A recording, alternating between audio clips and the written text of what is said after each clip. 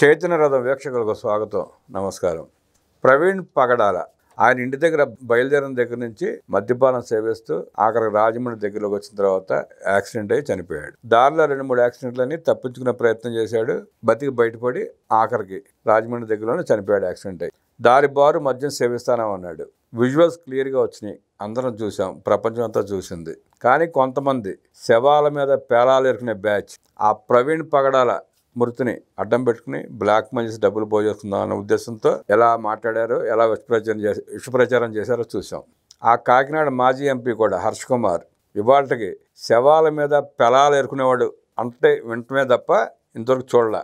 ఆ శవాల మీద పేలాలు ఎరుకునేవాడు ఇప్పుడు చూస్తున్నాం హర్ష్ కుమార్ రూపంలో. ఇప్పటికీ ఆయన వాట్సాప్ల్లో, ఫేస్బుక్లో, సోషల్ మీడియా ప్లాట్ఫామ్స్లో తన నెంబర్ ఇచ్చి 5 రూపాయలు 10 రూపాయలు వేయించుకునే పరిస్థితి. ఇక 3 రోజుల క్రితం జగన్మోహన్ రెడ్డి స్వయంగా ప్రయాణిస్తున్న కారు, ఆ కారు కింద పడి ఒక దళితుడు చనిపోతే జగన్మోహన్ రెడ్డి కనీసం పరామర్శ పక్కన పెట్టి పడినప్పుడు ఆ మనిషి హాస్పిటల్కి పంపించే ప్రయత్నం చేయలేదు. తర్వాత మరణించిన తర్వాత ఆ కుటుంబాన్ని పలకరించే ప్రయత్నం చేయలేదు. చనిపోయిన తర్వాత ఓదార్పు లేదు. గుద్దించి మెడ మీద కారు ఎక్కించి పారిపోయాడు జగన్మోహన్ రెడ్డి. ఆ కారు కింద పడి చనిపోయింది కూడా దళితుడే. మద్యం సేవించి 400 కిలోమీటర్లు ప్రయాణించి యాక్సిడెంట్ చేసుకుంటా వెళ్ళి చనిపోయింది కూడా దళితుడే. ఆ దళితుడిని అర్థం పెట్టుకుని చాలామంది చాలా రకాలుగా మాట్లాడారు. ఈ సింగయ్య కూడా దళితుడే కదా, ఇప్పుడు ఎవడో ఒక్కడు కూడా ఎందుకు నోరెత్తట్లేదు. హర్ష కుమార్ ఏమైపోయాడు, ఆడేవాడు జాన్ బెన్నీ లింగం ఆడేమైపోయాడు, వైఎస్ఆర్ కాంగ్రెస్ పార్టీలో ఉన్న మిగతా నాయకులంతా ఏమైపోయారు, రాష్ట్రంలో ఉన్న ఆ రోజు మాట్లాడిన చాలామంది ఏమైపోయారు. అంటే ఇప్పుడు జగన్మోహన్ రెడ్డి చంపాడు కాబట్టి అతను దళితుడైన గుర్తు రావట్లేదా? ఆ వివక్ష ఏంటి?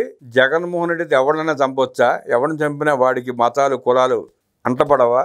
వివరించేందుకు మనతో పాటు సీనియర్ జర్నలిస్ట్ దుర్గాకుమార్ గారు ఉన్నారు. వారిని అడిగి మరిన్ని విశేషాలు తెలుసుకుందాం. సార్ నమస్తే. నమస్తే బ్రహ్మంగారు, మన చైతన్య రథం వీక్షకులకు. పాస్టర్ ప్రవీణ్ పగడాల దళితుడే, మొన్న చనిపోయిన సింగయ్య కూడా దళితుడే. ఆ ఇద్దరిలో వివక్ష చూపిస్తూ ఆ దళిత సంఘాల నేతలు, మాజీ ఎంపీలు, మాజీ ఎమ్మెల్యేలు చాలామంది సింగయ్య తరపున ఒక్కడు మాట్లాడలే. అదే పాస్టర్ ప్రవీణ్ పగడాల గురించి కనీసం 10 రోజులు మైకులు హోరెత్తిపోయేలాగా, టీవీలు పగిలిపోయేలాగా అందరూ మాట్లాడారు. ఈ వివక్ష ఎందుకంటారు? ఎవరైనా రాజకీయ లబ్ధి ఉన్న సాటికి వెళ్తారండి వాళ్ళు. రాజకీయ లబ్ధి లేని వ్యక్తుల దగ్గరికి వాళ్ళ మరణాలని ఎవడు పట్టించుకోడు. ఎందుకంటే ప్రవీణ్ పగడాల ఒక పాస్టరు, ఒక క్రైస్తవ మతానికి చెందిన వ్యక్తి, క్రైస్తవ మతంలో కొంత పలుకుబడి ఉన్న వ్యక్తి. కాబట్టి అతను ప్రమాదవశాత్తు చనిపోయినా కూడా దాన్ని ఒక వివాదంగా సృష్టించి వీళ్ళేదో ఆ ప్రవీణ్ పగడాల తరపున వాదించినట్టు, లేకపోతే ఆయన మరణం మీద ఏదో తీవ్రంగా ప్రయత్నించినట్టు బిల్డప్ ఇవ్వటానికి తప్ప ప్రమాదం జరిగిన దాన్ని హత్యగా ఎవడో చిత్రించలేడు. అది చిత్రించడానికి ప్రయత్నించి రాజకీయ లబ్ధి కోసమే తప్ప అందులో వచ్చే మేలు వాళ్ళ కుటుంబ సభ్యులే స్వయంగా చెప్పారు, అయ్యా దీన్ని వివాదం చేయకండి, మాకు ఎవరి మీద అనుమానం లేదు, పోలీసులు చాలా చక్కటి దర్యాప్తు చేశారు. ఆ దర్యాప్తు మూలాన ఏమైందంటే అతను ఒక తాగుబోతు అనేది బయటకు వచ్చింది. అంతే కదా, అతని వ్యక్తిత్వం బయటకు వచ్చింది. అంటే అతను మీరు అన్నట్టు ఆరగారగా తాగుతా వెళ్ళాడు, 2-3 ప్రమాదాల నుంచి అదృష్టవశాత్తు తప్పించుకున్నాడు. కానీ అక్కడతో ఆగకుండా ఆయన ఇంకా తాగుతా వెళ్ళి ఆఖరికి రాజమండ్రి దగ్గరికి వెళ్ళేటప్పటికి గమ్యస్థానానికి చేరే ఒక 15 నిమిషాల ముందు ఒక ప్రమాదానికి గురయ్యి చనిపోయాడు. ఆ మోటార్ సైకిల్ కూడా అది మామూలు మోటార్ సైకిల్ కాదు, చాలా హై పవర్ బుల్లెట్ బండి. కాబట్టి అక్కడ వాళ్ళు రాజకీయ లబ్ధి కోసం ప్రయత్నించారు తప్ప ఆ ప్రవీణ్ పగడాల మీద ఉన్న ప్రేమ కాదు, వాళ్ళ కుటుంబం మీద ఉన్న బాధ్యత కాదు. ఇక్కడికి వచ్చేటప్పటికి సింగయ్య ఎవరో ఎవరికి తెలీదు.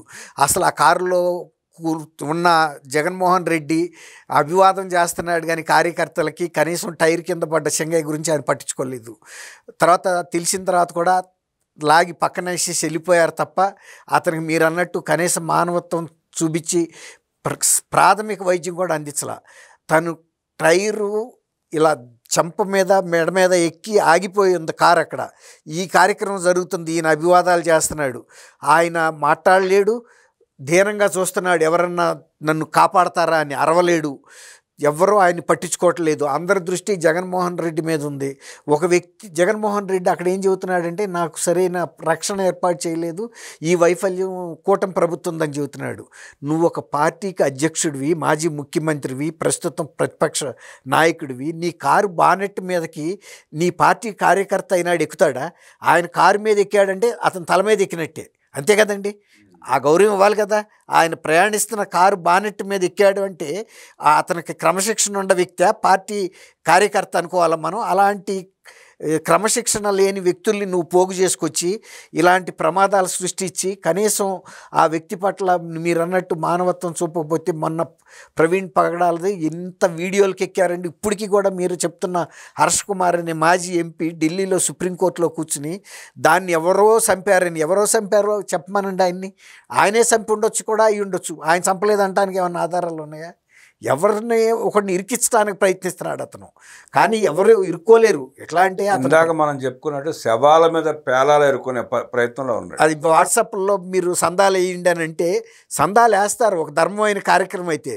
కానీ నువ్వు నీ రాజకీయ లబ్ధి కోసం, నీ రాజకీయ ఉనికి కోసం ఆ ప్రాంతంలో తూర్పుగోదావరి జిల్లాలో, పాత తూర్పుగోదావరి జిల్లాలో, ఉమ్మడి తూర్పుగోదావరి, నేనేదో పెద్ద నాయకుడిగా ఉన్నానని ఉనికి చూపించుకోవడానికి తప్ప నీకు ప్రజల్లో పలుకుబడి లేదు. నువ్వు అవుట్డేటెడ్ పర్సన్. అక్కడ నువ్వు మాట్లాడేవి కూడా మొన్న మధ్య తాగి కూడా కొన్ని బాధ్యతారహితంగా మాట్లాడి తర్వాత క్షమాపణ చెప్పాడు, నేను స్పృహలో లేను అని. చాలా బాధ్యత, చంద్రబాబు గారి గురించే చాలా అసహ్యమైన మాటలు మాట్లాడాడు. తర్వాత తెలుసుకున్న తర్వాత, దిగిన తర్వాత ఆయనే విన్నాడు, తప్పేనని చెప్పాడు. అలాంటి వ్యక్తి వాళ్ళు ఢిల్లీలో కూర్చుని అతను ప్రవీణ్ పగడాల కుటుంబీకులేమో వద్దు, మాకు ఈ రచ్చ చేయకండి, రాజకీయం చేయకండి, ఆయన వృత్తిని మీ రాజకీయ అవసరాల కోసం ఉపయోగించుకోవద్దని చెబుతుంటే, ఇంకా మిగిలిన పాలు ఇలాంటి వాళ్ళు, కేఏ పాలు లాంటి వాళ్ళు పక్కొచ్చారు. ఎందుకంటే అర్థమైపోయింది. మీరు అన్నట్టు ఇంటి దగ్గర బయలుదేరి దగ్గర నుంచి ఆయన చనిపోయే వరకు జరిగిన ఫుటేజ్ దాదాపు 400-350 సీసీ ఫుటేజీలు తీసుకొచ్చి పోలీసులు minute to minute, frame to frame చూపించారు. ఆయన్ని ఎవడేమో చంపాడు, ఎందుకు చంపుతారా, ఆయన్ని చంపాల్సిన అవసరం ఏముంది, జరిగిన తీరు కూడా తెలుస్తుంది కదా, ప్రమాదం మోటార్ సైకిల్. కాబట్టి ఇవాళ సింగయ్యకి వచ్చేటప్పటికి మరి వీళ్ళు జాన్ బెల్లి లింగం అని అతను ఏలూరు అంటున్నారు. అతను ఆ రోజు కనుక మమ్మల్ని కనుక కొంచెం మాకు టైం ఇస్తే హిందువుల్ని మేము ఓసుకోతకు వస్తామన్నాడు. హిందువులు ఓసుకోతకోవటం ఎందుకు బెల్లి లింగం? హిందువులు సంపదలుచుకుంటే ఎవరినైనా, ఇంతకాలం ఇన్ని మతాలు ఇక్కడ ఉండవు, వాళ్ళకి అటువంటి ఉద్దేశం ఉండదనేది అతని జ్ఞానం లేదా? అతను కూడా 55 ఏళ్ళు ఉంటాయి, పెద్ద అతనే, మరి చిన్నాడేం కాదు. ఇప్పుడు మరి అదే దళితులు ఇతను కూడా మరి సింగయ్య తరపున ఎందుకు మాట్లాడరు? జగన్మోహన్ రెడ్డి చేసిన తప్పుని ఎందుకు ఖండించరు?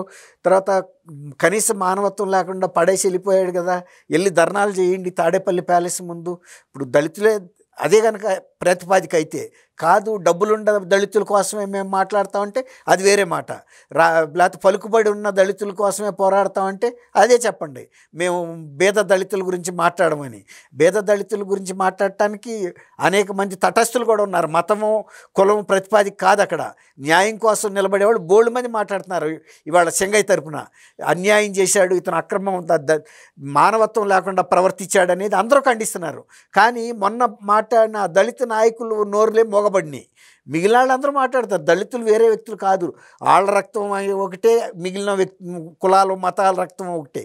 ధర్మం అవునా కాదా? అతను చాలా అమానుషంగా వ్యవహరించాడు. ఆ మాటను వాళ్ళు కూడా అనాలి. అది ఒకవేళ వాళ్ళు అనకపోయినా నాగరిక సమాజం ఏమి ఊరుకోదండి, ఖచ్చితంగా ఖండిస్తుంది. దళితుడైనా కాకపోయినా ఎవరైనా కూడా మనిషే. ఇవాళ ఎవడైనా ఖండిస్తున్నాడు. అంతేగాని రాజకీయ లబ్ధి కోసం, లేకపోతే ఆర్థిక లబ్ధి కోసం, లేకపోతే వాట్సాప్లో డబ్బులు వేయించుకుని దిగమింగుదామనే ప్రయత్నాలు చేసే వ్యక్తుల సంగతి నేను చెప్పలేను. కానీ మానవత్వం ఉన్న ప్రతి వాళ్ళు ఖండిస్తున్నారు. అది ఇంతవరకు అది జగన్మోహన్ రెడ్డి కూడా దాని నుంచి తప్పించుకోవాలని చూశాడు. కానీ అంత వీడియోలు రిలీజ్ అయిన తర్వాత తప్పించుకోలేని పరిస్థితుల్లో ఆ విగ్రహావిష్కరణ చేసి వచ్చి తిరిగి వస్తున్నప్పుడు మాత్రం ఒప్పుకున్నాడు. అంతకుముందు ఆయన దృష్టికి వెళ్తే కూడా ఆయన పక్కకు పడేయమన్నాడంట. అసలు నిజంగా మానవత్వం ఉన్న వ్యక్తి అయితే కనుక, అతను రియల్ క్రైస్తవుడే అయితే కనుక అసలు ఆ కార్యక్రమాన్ని అక్కడ ఆపేయాలి. ఇంత విషాదం జరిగిన తర్వాత ఈ కార్యక్రమం ముందుకు వెళ్ళొద్దు, ముందు ఆయన వైద్యం చూడండి, నేను వెనక్కి వెళ్ళిపోతాను, నేను కూడా వస్తాను హాస్పిటల్ హాస్పిటల్ కానీ అదే కారులో పెట్టుకెళ్ళాలి. కానీ ఈ క్రైస్తవ మతం పేరు అడ్డం పెట్టుకుని, దళిత కులాలను అడ్డం పెట్టుకుని రాజకీయం చేసే వ్యక్తుల్ని ఆ దళిత వర్గాలు కూడా క్షమించవండి, ఆదరించవు కూడా. అలాంటి వాళ్ళకి తగిన గుణపాఠం కూడా చెప్తారు వాళ్ళు. జగన్మోహన్ రెడ్డి కాబట్టి ఏ దళిత నాయకుడు, ఏ దళిత సంఘాలు సింగయ్యని సమ్మతించట్లేదు, సింగయ్యకి మద్దతు తెలపట్లేదు, ఆ కుటుంబానికి అండగా నిలబడట్లేదు అంటూ, అదే ప్రవీణ్ పగడాల పాస్టర్ కాబట్టి, కోట్లకు అధిపతి కాబట్టి అతని చావును అడ్డం పెట్టుకుంటే లక్షల సంపాదించుకోవచ్చు అనే ఉద్దేశంతో ఆడవాడు జాన్ బెల్లి లింగమో హర్ష్ కుమార్ లాంటి వాళ్ళు ప్రయత్నం చేసి ఇప్పటికీ శవాల మీద పేలాలు ఏరుకుంటున్నారంటూ విశ్లేషించిన దుర్గాకుమార్ గారికి ధన్యవాదాలు తెలియజేస్తూ నమస్కారం.